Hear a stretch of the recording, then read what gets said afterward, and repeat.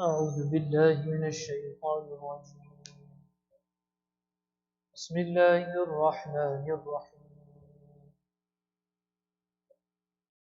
يا أيها الذين آمنوا اتقوا الله حق تقاته ولا تموتن إلا وأنتم مسلمون واعتصموا بحبل الله جميعا ولا تفرقوا واذكروا نعمة الله عليكم إذ كنتم أعداء فألف بين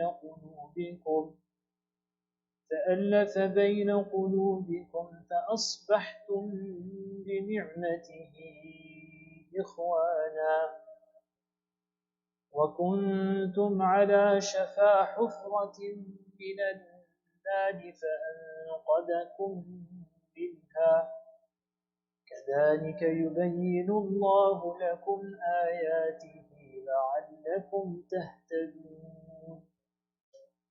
صدق الله العظيم. Verse 102. يا أيها الذين آمنوا, O believers, اتقوا الله حق تقاته, that have the consciousness of Allah subhanahu wa ta'ala, the taqwa of Allah ta'ala. We say many times we translate ittaqullah or taqwa as fear. So if you translate it as fear, the understanding should at least be that fear of Allah ta'ala is not like how a person fears from some predatory animal. That if a lion comes, everyone is in fear, or a very fearsome person is there, so all the little kids are very scared of that person. That is not the meaning of taqwa of Allah ta'ala, and that should not be our understanding or our connection with Allah ta'ala. Fear of Allah ta'ala, so perhaps it may be better that we translate it as a consciousness of Allah ta'ala. Yani fear of the adhab of Allah ta'ala, and at the same time hope in the mercy of Allah ta'ala, the Jannah of Allah ta'ala. Ittaqullaha haqqa tuqatih, that have the taqwa of Allah subhanahu wa ta'ala, haqqa tuqatih, as he ought to be, as you ought to have taqwa of Allah ta'ala. Some mufassirun say that this ayah is mansukh, abrogated. Why? Because it is not possible that a person can have the taqwa of Allah ta'ala as he ought to, as you ought to have taqwa of Allah ta'ala. I mean, we cannot reach that level. That we can say that a person can say that I have complete taqwa in Allah ta'ala, that I have complete taqwa of Allah ta'ala. That is something which we cannot do.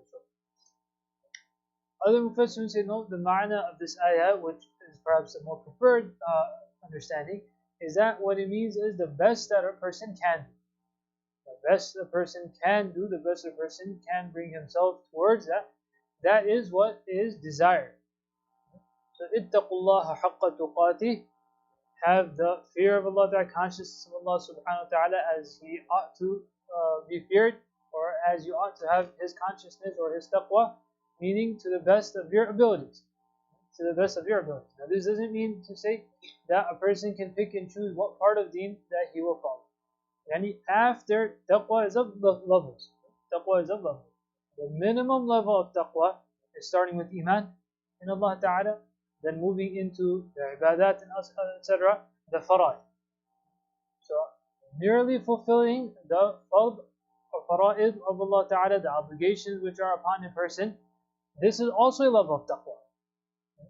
It isn't to say that only that person who does so much nawafil and they do so much sadaqat and do so much tilawat and dhikr of the Quran Kareem, that only that person is muttaqi, only that person has taqwa.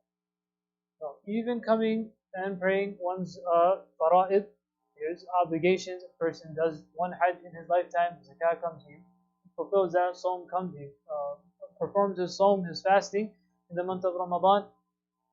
These are also levels of taqwa. But that's at the level of fara'id. Then to do more, then that is moving higher in the levels of taqwa.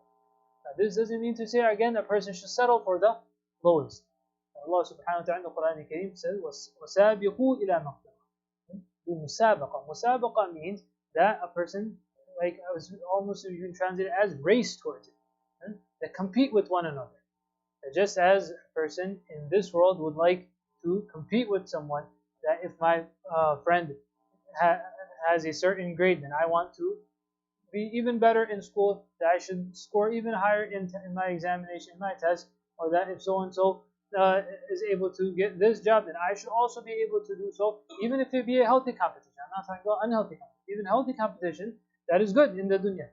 But the same understanding should be for the akhirah, the musabaqah. That same musabaqah, that person races and competes and vies with one another towards getting closer to Allah subhanahu wa ta'ala. السابقون السابقون أولئك المقربون. To go sabqa. Sabqa means to be ahead, to be in the front. So the levels of taqwa of Allah subhanahu wa ta'ala, our attempt should be and our desire should be that we score for the highest levels of taqwa. وَلَا تَمُوتُنَّ إِلَّا وَأَنْتُمْ مُسْلِمُونَ. And do not die, the translation is لَا تَمُوتُنَّ, do not die except that you have submitted to Allah Ta'ala, except that you are Muslim. Muslim means to submit to Allah subhanahu wa ta'ala. Yani in this, the Quran Kareem could have also said that and become Muslim or be Muslim. But in this verse, when it says لَا تَمُوتُنَّ إِلَّا وَأَنْتُمْ, so the idea is to remind one of death also. That do not pass away, meaning that's already a reminder that you will die. And then on top of that, what will be of benefit to you when you die? إِلَّا وَأَنْتُمْ مُسْلِمُونَ. That if you had submitted to Allah subhanahu wa ta'ala. So in this ayah, Allah subhanahu wa ta'ala reminds a person of death. The Quran reminds a person of death and what will be beneficial for the person at the time of death. Yani that if he had or she had submitted to the will of Allah subhanahu wa ta'ala. وَاعْتَصِمُوا بِحَبْلِ اللَّهِ جَمِيعًا وَلَا تَفَرَّقُوا. This is an address to the entire Muslim Ummah and perhaps more as a ijtima'an, even together as a community. That all of you, وَاعْتَصِمُوا, all of you hold fast to the rope of Allah subhanahu wa ta'ala, together. وَاعْتَصِمُوا بِحَبْلِ اللَّهِ جَمِيعًا. And the next verse, inshallah, the ayat of da'wah are also coming, calling one another. Even in this ayah, there is a very strong understanding of unity.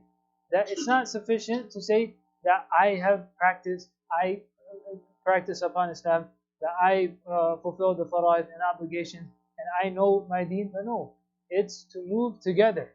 It's to move together as a community, as an ummah, in fulfilling the commands of Allah subhanahu wa ta'ala, reviving the sunnah of the Prophet. وَاعْتَصِمُوا, hold fast to the rope of Allah ta'ala, or the rope of Allah ta'ala. Some said the Quran Kareem, the Sharia, the Sunnah of the Prophet, all of these are similar and they bring the same idea. وَاعْتَصِمُوا بِحَبْلِ اللَّهِ جَمِيعًا وَلَا تَفَرَّقُوا. And do not become spread amongst yourselves. And do not leave the rope of Allah subhanahu wa ta'ala and do not become divided. لَا تَفَرَّقُوا. وَاذْكُرُوا نِعْمَةَ اللَّهِ عَلَيْكُمْ. And remember that ni'mat of Allah subhanahu wa ta'ala, that blessing of Allah subhanahu wa ta'ala. This is addressed to Sahaba radiallahu anhum. إِذْ كُنْتُمْ أَعْدَاءً, that when you were enemies, فَأَلَّفَ بَيْنَ قُلُوبِكُمْ, that Allah subhanahu wa ta'ala put love in your hearts. فَأَصْبَحْتُمْ بِنِعْمَتِهِ إِخْوَانًا, and you became by His ni'mah, by His blessing, as brothers. This is a mahabbah and love, a love for the sake of Allah subhanahu wa ta'ala.